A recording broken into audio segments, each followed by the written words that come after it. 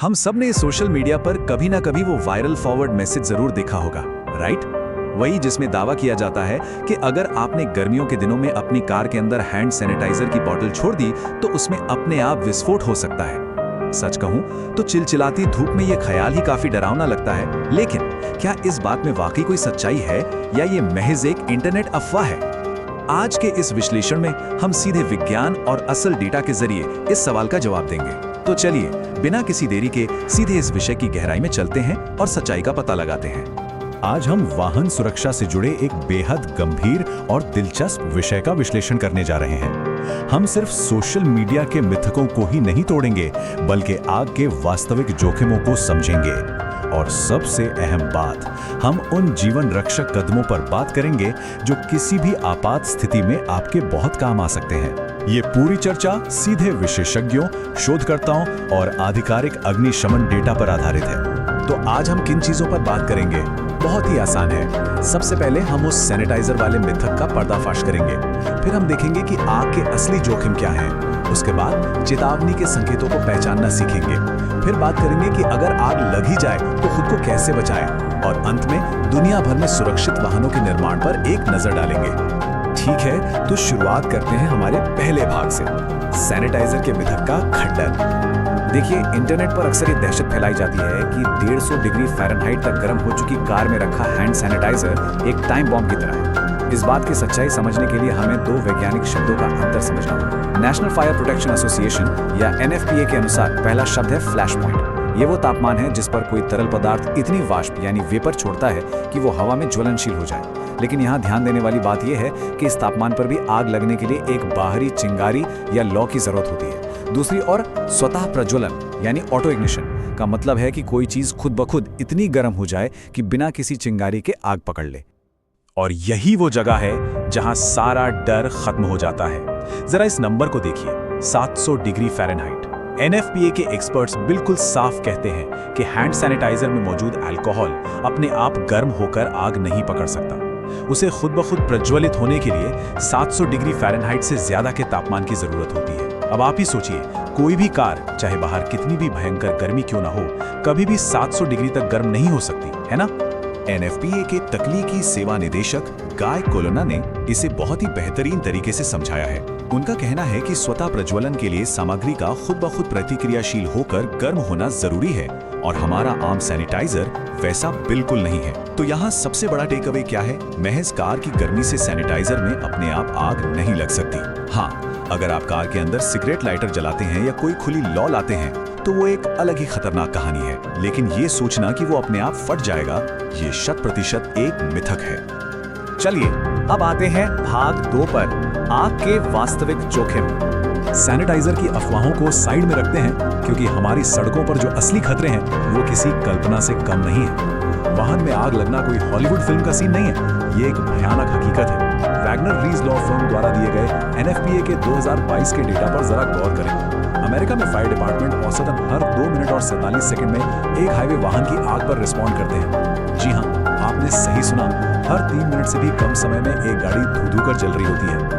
ये आंकड़ा सच में रोंगटे खड़े कर देने वाला है। और आग की लपटों में घिरे किसी वाहन की तस्वीर किसी भी आंकड़े से ज्यादा डरावनी होती है। ये कोई धीमी प्रक्रिया नहीं है। जलता हुआ रबर, भयंकर गर्मी और दम घोंटने वाला जहरीला धुआं, ये सब कुछ ही सेकंड के अंदर पूरी कार को अपनी चपेट में ले लेता है। ऐसे में आपके पास सोचने का ज्यादा वक्त नहीं होता।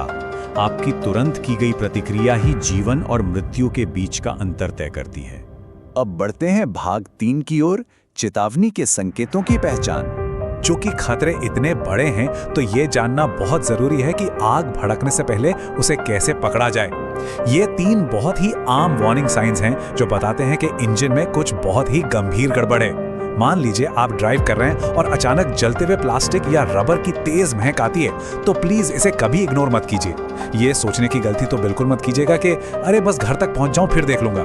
इसी तरह अगर गाड़ी का फ्यूज बार बार उड़ रहा है तो समझ लीजिए कहीं कोई वायर ओवरलोड हो रही है जो एक बहुत बड़ी चिंगारी बन सकती है। और हाँ, अगर गाड़ी के नीचे से गैस या तेल का कोई भी रिसाव दिखे तो तुरंत किसी प्रोफेशनल मैकेनिक को दिखाएं।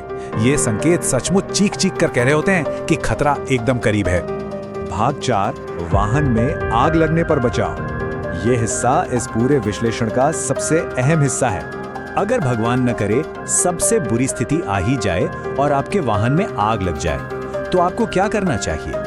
मार्को लॉ फर्म ने कुछ बहुत ही स्पष्ट और प्रामाणिक बचाव निर्देश दिए हैं और इन कदमों का सीक्वेंस यानी क्रम बहुत ही महत्वपूर्ण है। पहला स्टेप, एकदम पैनिक ना करें। सुरक्षित रूप से गाड़ी किनारे लगाएं और इंजन तुरंत बंद कर दें। इससे इंजन में ईंधन का प्रवाह रुक जाएगा। दूसरा स्टेप शायद सबसे क्रूशियल है, दूसरों की मदद करने से पहले अपनी सीट बेल्ट खोलें। सोचिए, अगर आप खुद ही फंसे रह गए तो किसी और की मदद कैसे करेंगे? फिर जितनी जल्दी हो सके बाहर निकलें, वाहन से कम 150 फीट दूर चले जाएं और तुरंत इमरजेंसी सर्विसेज को कॉल करें।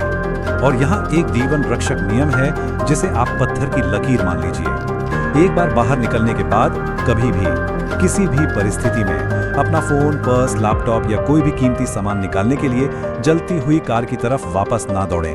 बिल्कुल नहीं। कार का गैस टैंक, निकलने वाले फ्यूम्स और अपहोल्स्ट्री पलक झपकते ही आग पकड़ लेते हैं और उसमें ब्लास्ट होने के चांसेस बहुत ज्यादा होते हैं। यकीन मानिए, दुनिया का कोई भी सामान आपकी जिंदगी से ज्यादा कीमती नहीं है। चलिए अब बात करते हैं भाग 5 की, सुरक्षित वाहनों का निर्माण। अब हम इंडिविजुअल सेफ्टी से जरा बाहर निकलकर ग्लोबल लेवल पर देखते हैं। दुनिया भर के रिसर्चर और सरकारें इन हादसों को रोकने के लिए क्या कर रही हैं? 5 यानी फायर्स इन व्हीकल्स सम्मेलन के डेटा में जर्मनी के हनोवर के पास हुई एक बेहद दुखद बस दुर्घटना का जिक्र है, जिसमें 20 लोगों की जान चली गई थी। ऐसी दिल दहला देने वाली घटनाएं हमें याद दिलाती हैं कि बड़े बदलाव अक्सर बड़ी त्रासदियों के बाद ही आते हैं। इसी तरह के हादसों ने विशेष रूप से बसों के अंदर ऑटोमेटिक फायर और स्मोक डिटेक्शन सिस्टम लगाने की मांग को दुनिया भर में तेज किया है। लेकिन जब हम परिवहन के अलग अलग साधनों के नियमों की तुलना करते हैं तो एक बहुत ही अजीब विषमता नजर आती है। जरा इस टेबल को देखिए। ट्रेनों के लिए जो यूरोपीय नियम है वो बहुत ही होलिस्टिक यानी व्यापक हैं। उनमें आग का प्रतिरोध, पहचान और बचाव के तरीके सब शामिल हैं। लेकिन दूसरी तरफ बसों के लिए जो वर्तमान नियम है वो बस इस बात पर अटके हुए हैं कि बस के अंदर इस्तेमाल हुआ मटेरियल आग लगने पर कैसा रिएक्ट करता है। दोनों के अप्रोच में जमीन आसमान का अंतर है। 5 सम्मेलन के विशेषज्ञों का निष्कर्ष बिल्कुल सीधा है। सड़क वाहनों की टेस्टिंग के नियम आज भी काफी कमजोर हैं। बसों के इंटीरियर का जिस तरह से एक छोटी सी लॉ का इस्तेमाल करके टेस्ट किया जाता है, वो ट्रेनों या बड़े समुद्री जहाजों के सख्त कानूनों के सामने कहीं नहीं टिकता। एक्सपर्ट्स का साफ कहना है कि सड़क वाहनों की सुरक्षा के इन मानकों को अपडेट करके बाकी साधनों के बराबर लाने की सख्त जरूरत है, ताकि यात्रियों की सुरक्षा से कोई समझौता न हो। और यहीं से एक बहुत ही जरूरी सवाल पैदा होता है जो हमें भविष्य की ओर ले जाता है। आज की इस पूरी चर्चा से ये तो साफ हो गया कि हम पेट्रोल डीजल वाली गाड़ियों की आग से निपटने के लिए ही अभी तक जद्दोजहद कर रहे हैं। तो क्या हमारे नियम इलेक्ट्रिक व्हीकल्स, भारी भरकम लिथियम आयन बैटरियों और हाइड्रोजन कारों के इस नए युग के लिए पूरी तरह से तैयार हैं?